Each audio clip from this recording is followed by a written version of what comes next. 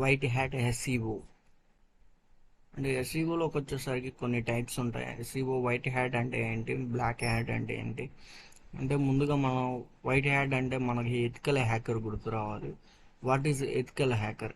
Ethical hacker అనేవాడు ఏమేం చేస్తాడు ఏంటి, ఎథికల్ హ్యాకర్ కావాల్సింది ఏంటి అని చెప్పేసి మనం తెలుసుకుందాం.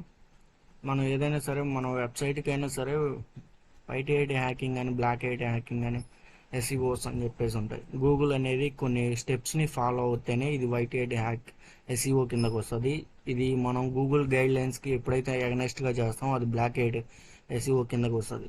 వైట్ హ్యాట్ ఎస్ఈఓ టెక్నిక్స్ ఏంటంటే గుడ్ కంటెంట్ ఉండాలి, proper title and keywords, easy of navigation bar and site performance, quality of inbound links.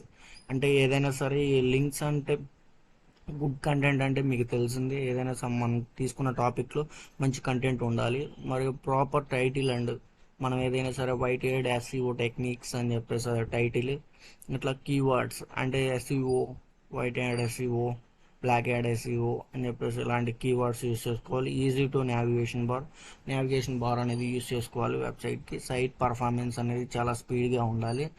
అలాగే quality of inbound links. Inbound అంటే ఏంటి, అవుట్ బౌండ్ అంటే ఏంటి అనేది తెలుసుకుందాం. ఇన్బౌండ్ అంటే ఏదైనా మన వెబ్సైట్ లోపల మాత్రమే, ఏదైనా సమ్ పేజెస్ నుంచి పేజెస్, హోమ్ పేజ్ నుంచి అబౌట్ పేజ్కి, అబౌట్ పేజ్ నుంచి హోమ్ పేజ్కి ఇట్లా లింక్స్ ఉంటే దాన్ని ఇన్బౌండ్ లింకింగ్ అని అంటాం.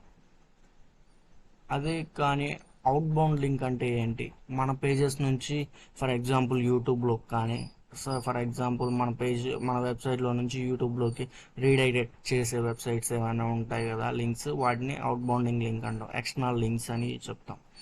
ఈ ఈ వైట్ హ్యాట్ హ్యాకింగ్ టెక్నిక్స్ అనేది అర్థమైంది అనుకుంటున్నాను. బ్లాక్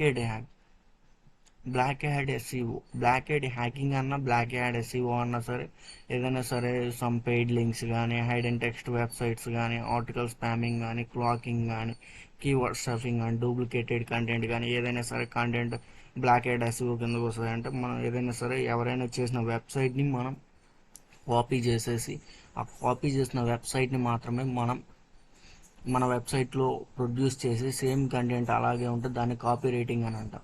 హైడ్ అండ్ టెక్స్ట్ కానీ, ఏదైనా ఆర్టికల్ స్పామింగ్ కానీ, ఎవరైనా సరే బ్లాగ్స్ కానీ, ఆర్టికల్స్ కానీ ఏమైనా రాసిన కంటెంట్ని సేమ్ కంటెంట్ మనం కూడా అదే మన వెబ్సైట్లో తీసుకొచ్చి పెట్టేసి అట్లా మనది కూడా హైలైట్ అవుతుంది, వాళ్ళు పాపులర్ అయిందని చెప్పేసి. ఇలా మనం ఏదైనా సరే బ్లాక్ హ్యాట్ ఎస్ఈఓ కిందకు వస్తాయి. ఇట్లా మన increasing the quality of traffic, వెంటనే ట్రాఫిక్ అనేది మనకి ఒక సింపుల్గా ఒక గదిలో ఒక 10 మందే పడతారు, అలాంటి గదిలో ఒక 100 మంది వస్తే ఏమవుతుంది, చాలా ఇబ్బంది పడతారు. అలాగే మనకి స్లోగా 10 మందికి ఎంతమందికి అయితే వీలుంటుందో ఆ రూమ్ సరౌండింగ్ అనేది అంతమంది మాత్రమే ఉండాలి. అలా కాకుండా ఎక్కువ మంది రీచ్ అయ్యేలా చేసింది అనుకోండి, దాన్ని ఆర్టికల్ స్పామింగ్ అంటే దాన్ని క్లాకింగ్ కానీ, ఏదైనా సరే బ్లాస్ట్ అవటం కానీ, ఆ రూమ్ అనేది ఈ ఇబ్బందిగా అనిపించటం కానీ, ఇదంతా కూడా బ్లాక్ హ్యాట్ ఎస్ఈఓ కిందకు వస్తుంది.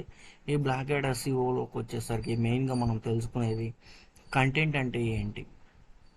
కంటెంట్ ఫార్మింగ్ అన్నా, లింక్ ఫార్మింగ్ అన్నా సరే, ఏదైనా సరే డూప్లికేటెడ్ కంటెంట్ కానీ, కీవర్డ్స్ కానీ, సేమ్ కీవర్డ్స్ వాళ్ళు ఏదైతే కీవర్డ్స్ యూజ్ చేస్తారో మనం కూడా అదే కీవర్డ్స్ యూజ్ చేసుకుంటే దాన్ని డూప్లికేటెడ్ కంటెంట్ అని అంటాం, డూప్లికేటెడ్ కీవర్డ్ స్టఫింగ్ అని అంటాం.